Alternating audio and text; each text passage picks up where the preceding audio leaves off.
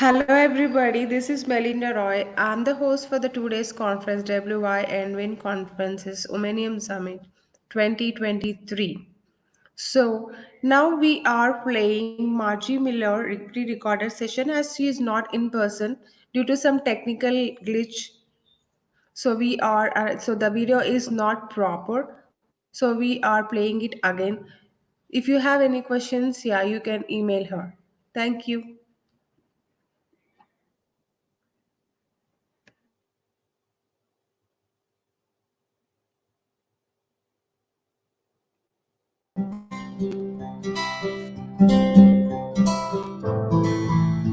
Marije Miller is an professional certified coach, resilience teacher and human design trainer.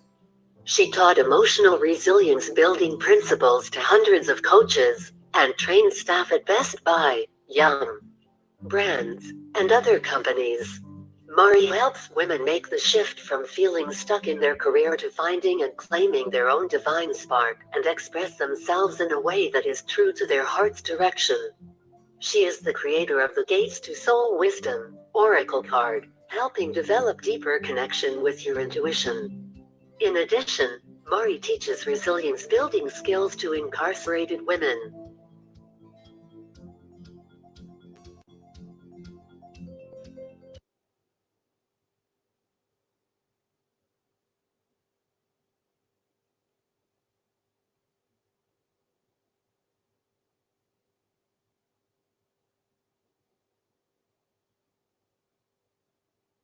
Hello, everyone. It's really nice to meet all of you virtually. First of all, I want to extend a really big thank you to the WIN team for organizing this conference and for inviting me, and especially to Shruti, who has been so very helpful in the whole getting me on board. And I am so honored to be in the presence of so many amazing women. My name is Marije Miller. I am a professional and board certified coach, and I'm also a heart math and human design teacher. And I'm really excited to be here with you today and to share with you why intuition is important for your business and how building your inner resilience can really support you in increasing the connection to your intuition so that you have a more efficient and effective presence in your day-to-day way of being. Now, many years ago, I was driving to work. I was the director of the Coach Mentor program at HeartMath at the time. HeartMath is a company that focuses on resilience and helping people build their own resilience, as well as within companies, increasing the resilience of the company. So you're probably familiar with this experience of driving to work. You're driving the same way all the time. And so your mind is going off in a different direction. And all of a sudden you realize, wait, I'm here already, which was exactly what was happening with me on that day. I drove to work and suddenly I have this moment where my mind goes, wait, slow down. And not sooner does my mind think that, I realize, wow, I was actually going a little too fast. And I slow down, and all of a sudden, right in front of me, this big tree just falls across the road right in front of me. Would I have not paid attention to that inner voice? Most likely that tree would have gone straight on top of my car. And I'm sure that if we would all sit together in a circle and we would be sharing our stories, many of you would have had similar experiences to share. May not be exactly the same thing, but perhaps you were taking a different route to work and something happened, or something didn't happen that one time that you decide to do something completely different. Or perhaps you know those times when you're thinking about someone whom you haven't seen or haven't spoken to in a very long time, and you open up your email and there they are in your inbox, or you may even get a phone call from them. Am I right? Those are interesting and unusual experiences that can suddenly just happen out of the blue. Now, I have no idea, and I can't really see you, but I'm guessing that a large part of you right here are entrepreneurs. So why would I talk with you about intuition in the context of business and of resilience? Funny you should ask. As a matter of fact, I'd like to share about this interesting statistic. This is a study done in Australia with repeat entrepreneurs. Now, repeat entrepreneurs are entrepreneurs who create one business, sell it, create another business, sell it, create another business. In other words, they repeat creating a new business. And in this study, what they found on their decision making was that repeat entrepreneurs, 80% of them rely on intuition when making important business decisions.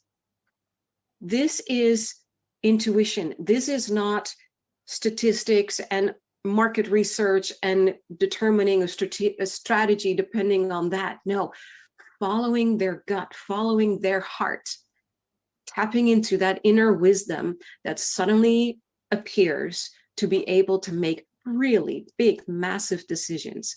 Now, talking about an entrepreneur who followed his heart, you might be familiar with this person. Here is Steve Jobs, who in a commencement speech at Stanford University said, let me make it bigger for you, have the courage to follow your heart and intuition. They somehow already know what you truly want to become. Everything else is secondary. Now let that sink in. This is the founder of Apple, who says, all that other stuff is cool. Those numbers, good to know, but follow your heart, follow your intuition. So that's why it's so important to pay attention to your intuition and really keep that channel clean so that you can make the best decision possible. So let me introduce you to some types of intuition. There are 3 different types of intuition. Implicit knowledge at the top is that kind of intuition that is based on a huge knowledge base that you may not even be familiar with that you have. It's the car mechanic who is realizing by simply hearing the sound of the motor, knowing exactly what it is that needs to be fixed. It's the nurse who interacts with the patient all the time and knows from the change in the breathing of the patient that something else is going on, and therefore contacts the doctor to be able to provide the correct help. It's based on information that is such an expertise that you've forgotten that you know, but based on those little itty bitty details, you decide on a particular course of action. So that's implicit knowledge. Now, the second kind of intuition is energetic sensitivity. Energetic sensitivity is being sensitive to, for instance, the energy of the earth. There are people who get headaches or dizzy before an earthquake. There are studies done on animals, cats and dogs that go missing up to 20 hours before a big earthquake happens. Like, there is a sensitivity that certain animals are able to tap into, and certain people too. Fascinating, right? Now, the third type of intuition, this is the kind of intuition that most people find so interesting. This is non-local intuition. And this kind of intuition is the story that I talked about earlier. This is the kind of intuition where you suddenly have a knowing. This is the intuition of the mother whose child is hundreds or thousands of miles away, but she suddenly knows that something's wrong with her child. This is that intuition where you can suddenly have this feeling of, oh, I should take a different route today, right? That's that non-local intuition. Really, with all of these intuitions, the more we can keep that internal channel clean, the better our intuition has a chance to get through and get known. I want to share this really interesting study with you, which is a study that HeartMath did some years ago. In this study, as you can see, this woman is wearing a helmet in which her brain waves are being measured. You can't see it, but she's also wearing a heart monitor that's measuring her her heartbeats, her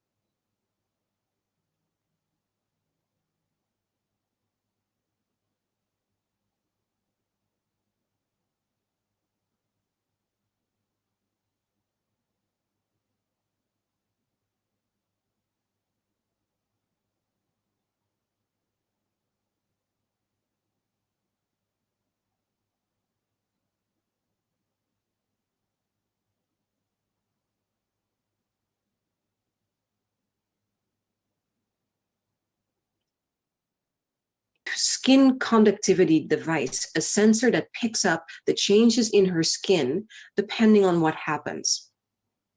And she is sitting in front of a computer screen.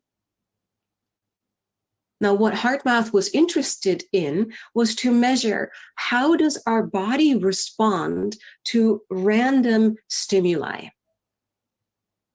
In this case, the stimuli were random images that were being shown, and based upon those images, they would look at how does the heart, brain, and the skin respond to that particular image. Now, these images were random, and they were images of little babies, little bunnies, beautiful sunsets, beautiful places in nature, which have a particular effect on how our body responds. Then there were other images that were more aggravating, horrific car accidents, a snake that was about to strike, images that create more a fight-flight response in the body. You're probably familiar with the fight-flight response. And what they wanted to know is, okay, how does our body respond to all of these stimuli as we're showing those images? And how quickly does each individual component respond to that stimuli? What they found was fascinating. They found that first, the heart would respond to the corresponding image in a particular way. Then the brain would kick in, and then the skin conductivity, the skin response would happen. What was even more fascinating was that all of this happened before the image showed. Let that sink in. Before the image came onto the screen, the body would already show the correct corresponding image or skin conductivity and heart responses before the image would show. How does the body know? Isn't that amazing? There's so much more going on than we at this moment are able to pinpoint with science, but we're getting closer. We are getting closer. But what is clear is that the more we are able to stay resilient, the more we are able to tap into our heart, because your heart already knows. Because with this study, the heart was the first one to respond well over a second before the brain or the skin came into play. So how do we build this resilience? You know, the fascinating thing with resilience is that about, say, 5 years ago, resilience was a word that was being used, but it wasn't quite as used as often as it is now. Resilience is really the key word in conversations, which comes because of the pandemic. You know, as we have gone through these last few years where things were really upended and we had to find a whole new way of being in the world, we are all working with our own responses internally to be able to keep more calm and keep more balanced. Now, why is this important? Because the more calm we are, the more we affect our ability to think clearly, to make clear decisions, and to be able to really access our cognitive functions. In this slide, I'll make it bigger so you can see it better. You see two different heart rhythms. On the left side, the heart rhythm is of someone who is experiencing stress. They're feeling very frustrated. Now, they're not doing anything. They're simply sitting in their chair. And in this study, they were just asked to recall a period in which they were really frustrated. Your heart already starts to respond to that, whether or not something's going on, but your whole body will get into this more fight or flight experience, as if there is a real challenge that you have to defend yourself again. This is what this fight or flight experience does in the body. Interestingly, that second pattern that you see, which we call more coherent, this pattern corresponds with emotions such as appreciation or gratitude. When we feel this more calm or balanced emotion, our heart rhythms correspond with sending a more coherent heart rhythm pattern into our body. Now, immediately we feel that stress response disappears, we get more grounded in our body, we feel more calm, and it sends the signal up to our brain so that now we can actually think. Now we have access to our brain functions, which is why resilience is such a big importance.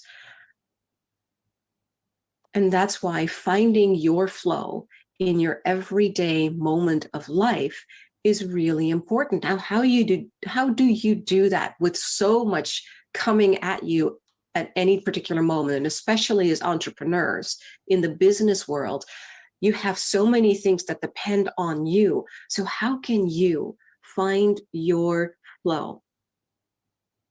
In 2004, as I was going through a divorce, as an entrepreneur, when you're going through a big life shift, you may have noticed that your business corresponds with that. So as I was having my coaching business, as I was going through my divorce, my coaching business imploded. And here I was having to take care of my 2 young children and only relying on my savings. So it was important for me to find a job, and I couldn't find a job. And then I happened upon this body of work called human design. First of all, human design brings with it an incredible clarity in how you do the things you do, the little whys that you're always wondered about yourself and are fascinating to know about yourself. Like, oh, this is why I do this. And oh yeah, that's a pattern in me. But more than that, it gives you a way to recognize how to tap into your flow and how to recognize how intuition shows up for you. So here I was, newly divorced, needing to find a job, and I couldn't find anything. And I decided, okay, at this point, I have nothing more to lose. Let me utilize this information. And as I started to connect with how to tap into my intuition, things started shifting in a dramatic way. First, I finally found a job. Within 30 days, I got a 20% raise. Within 3 months, I made a promotion so that now I was managing that whole department. I met a new man. Within a couple of months, we got divorced. Yeah, we did. Eventually, when we got married, we have now been together for 18 years. So I honestly can say that this body of work really, really works. It works for me. So I have been using this with my clients extensively within my work because it really helps them create their own flow. Now, what's really fascinating to utilize is the recognition of the different types within human design. So I wanted to share this so that you can hopefully recognize these parts in yourself and maybe start following a little bit more of that so that you create more flow in your life. Now, in human design, there are 4 different types, or 5. There's one type that actually comes in like twice. Each individual type has their own way in how they can recognize flow versus how resistance shows up. And why it's important to know how resistance shows up is that when you're recognizing you're stuck or you're feeling like there's a lot of pressure moving against you, now you know how to tap into your flow, how to redirect so that things open up again for you. So let me share with you about the first 2 types, the generator and the manifesting generator. If you are a manifesting generator or a generator, and by the way, if you want to learn about your type, you can go to my website at connectingnewdots.com. So that's www.connectingnewdots.com. You can request your free human design chart. And when you do, you will also receive information with a little video about your type, as well as a video about how to improve the flow in your relationship. And again, it's free. If you find that you are a generator or a manifesting generator, you find that in general, you have a lot of energy. And when you are tapping into your energy, everything just feels like it's running smoothly. You're having this internal experience of satisfaction. So that hours later, you come up and you feel like, yeah, that was good. I feel really like I achieved a lot. And that's really how your energy is supposed to flow. You're really here to do what you love and love what you do. If you find that you're experiencing resistance, the way that it shows up for you is that you'll have this experience of like this feeling like you're wading through molasses. That's how it feels to me. Like there is incredible resistance and it just doesn't work no matter what you do.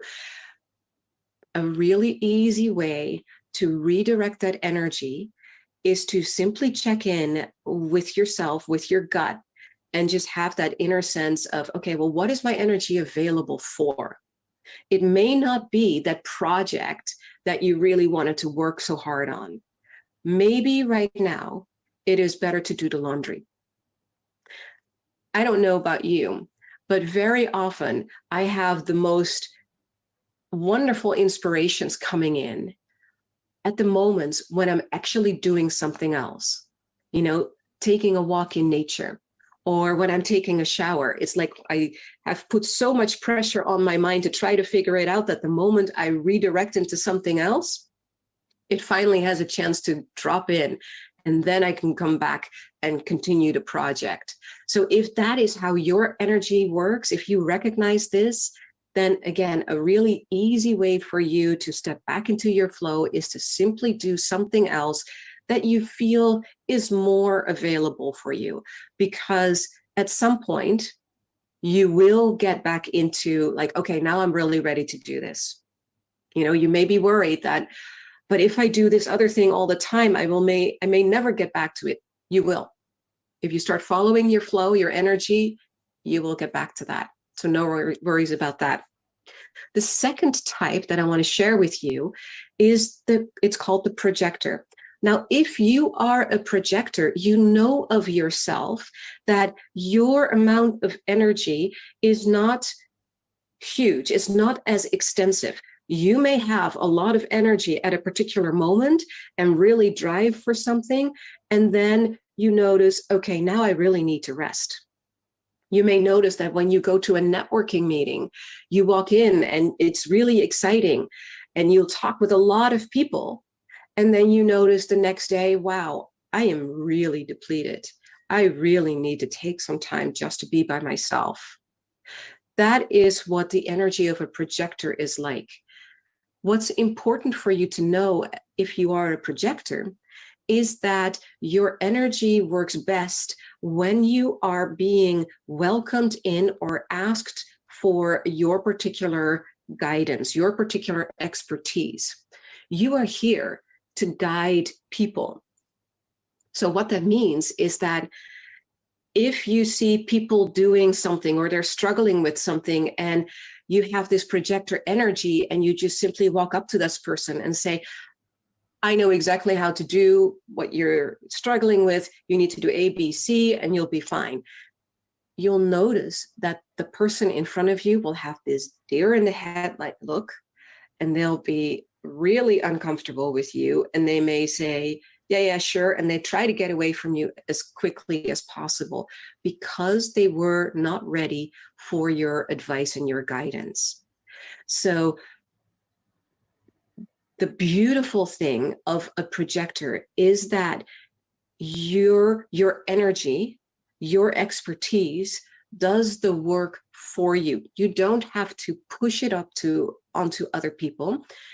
Simply just be there and broadcast in a way, like putting out an ad or writing a blog post about something, will already give other people who are the right people to work with you the knowledge of, oh, if I'm dealing with this, this is where I need to go.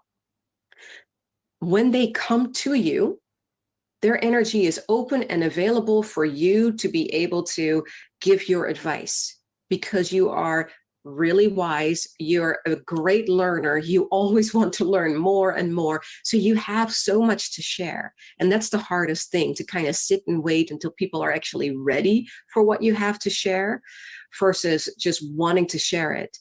But the thing is that people do need to be ready. And the most important things to recognize for you is that only share when you are being paid for it. Because otherwise, what can happen is if you're simply giving your knowledge away to people who are not interested or not willing or not seeing the amazing things that you actually have to share, you're going to feel really, really bitter and not recognized for what it is that you actually have to bring in.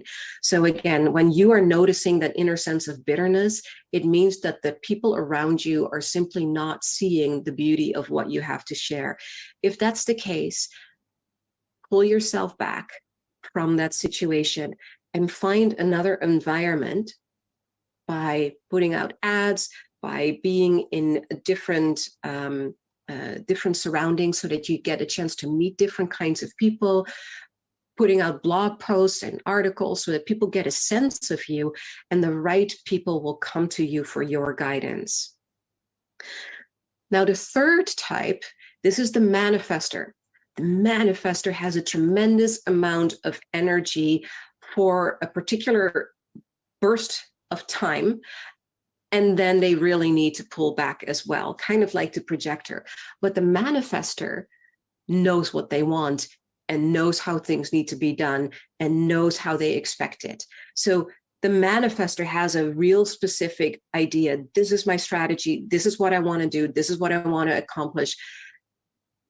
And they just want to be left alone. Let me just work on this on my own, and then you have these other people who really want to be part of your team. And it's so hard for you because you'd rather just be left alone and work in peace.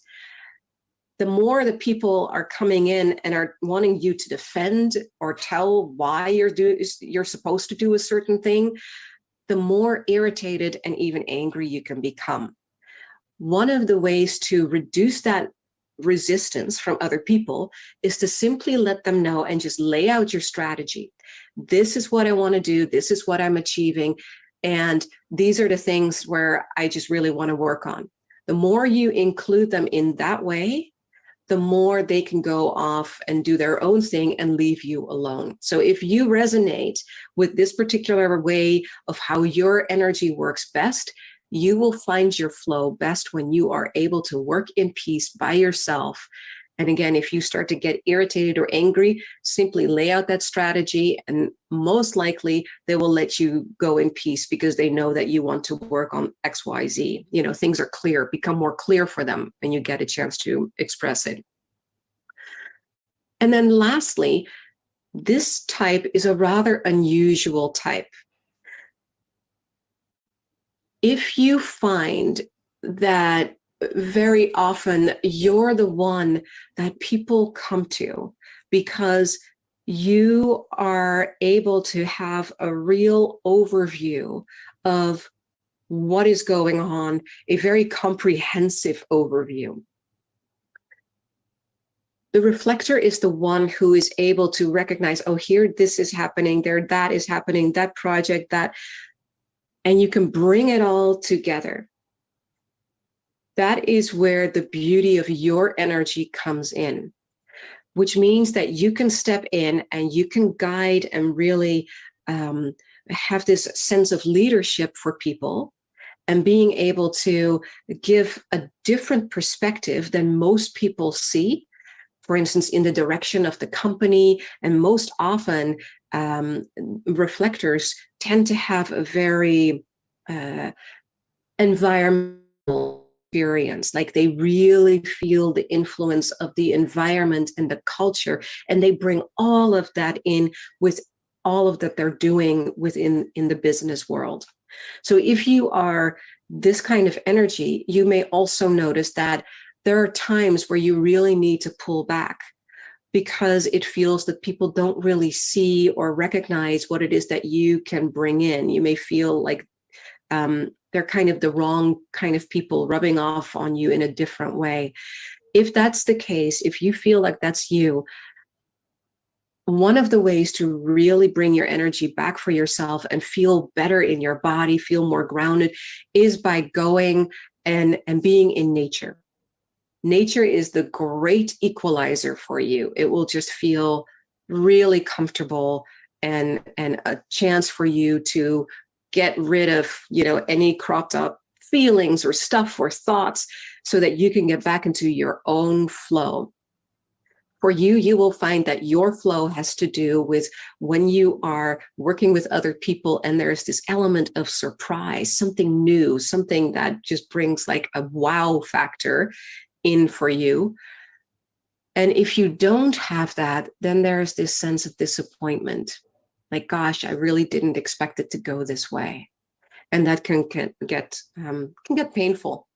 Yeah. So if you find that happens, bring yourself into nature, be around water is also very helpful for you so that you can find and utilize more of that flow into your life. Now, with all of this, as you create your own flow, you become more authentic.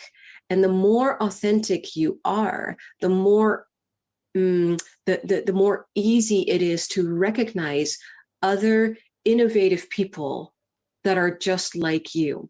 You know, we're living in a world that is very separated, and there is a potential for a lot of people to want to feel that sense of belonging. And especially for innovatives and creatives like we are, entrepreneurs, there is that sense of, gosh, I'm doing it all alone, or I have my small little team and I want to have a larger group. I want to really have that sense of belonging. The more authentic you are, the more you find your flow and are really stepping into how you are creative, the more you're able to recognize that in others.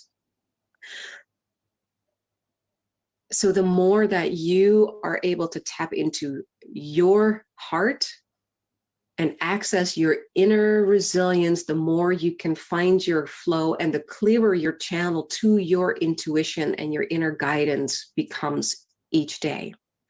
Now, to help you with your inner guidance and accessing your inner sense of knowing, I have created a card set. It's called The Gates to Soul Wisdom.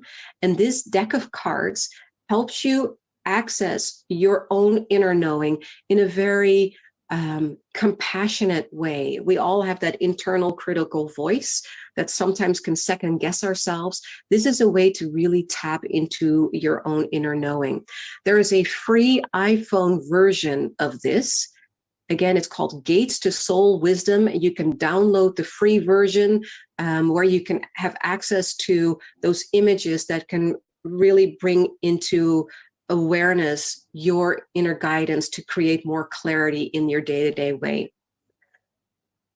Lastly, if you have any questions for me, please contact me at Marije at connectingnewdots.com. That is Marije at connectingnewdots.com. You can also go to my website at Connecting New Dots to be able to request your free human design chart. You will be asked for your birth date, the place of your birth, and the time if you know it. The more precise the information, the more precise the information you'll receive back. And what you will receive is a free chart as well as a video about your type, as well as a video about how to create more flow within relationships. You can also find information about the Gates to Soul Wisdom cards and the app. And you can also be able to find more information around human design. And there's a bunch of free human design courses that you can have access to, as well as free calls that I do on a regular basis. And you can even schedule your human design reading. Lastly, follow me on Instagram at Coach Marije. Once a week, I do a free weekly energetic update where I talk about what's going on energetically with the sun, as well as I give you an opportunity to tap into something that will be specifically for you in how the energy of that week will work. All of that well said, I really thank you all so much for being here, and thank you for sharing space.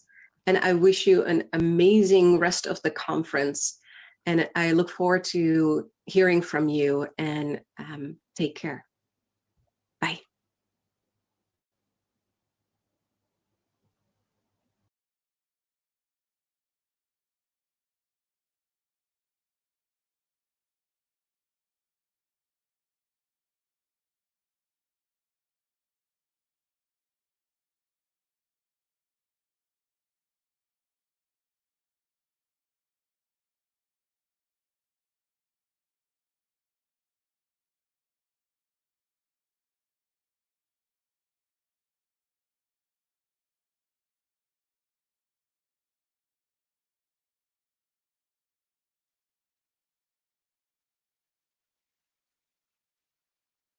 Thank you so much, Maggie. I know you're not in person, but definitely it's really a wonderful presentation. So yes, if any speakers or anyone have questions, just please do comment in the chat box so that I can email that questions to Marji. Thank you. So yes, as we come to the end of the first day of this incredible conference, I want to express my sincere gratitude to every one of you. Your participation, your enthusiasm, and your willingness to engage with each other have made this event a resounding success. Over the past few hours, we have had the opportunity to hear from a diverse group of speakers and panelists. We have learned about the challenges that women face in various areas of life, but we have also heard inspiring stories of triumph and success. I hope that this conference has been an opportunity for us all to reflect on the progress that has been made, but also on the work that still needs to be done. We have heard about some of the inequalities and injustice that exist in our society, and how powerful it can be when we can come together to create change. I want to thank our amazing speakers and panelists for their insights and their willingness to share their knowledge and experiences with us. But most importantly, I want to thank you, our attendees, for being here and for participating in this important discussion. Your voice matter and your contributions have been invaluable. I hope that you leave this conference feeling inspired and empowered to continue working towards a world where women have equal opportunities and are valued for their contributions.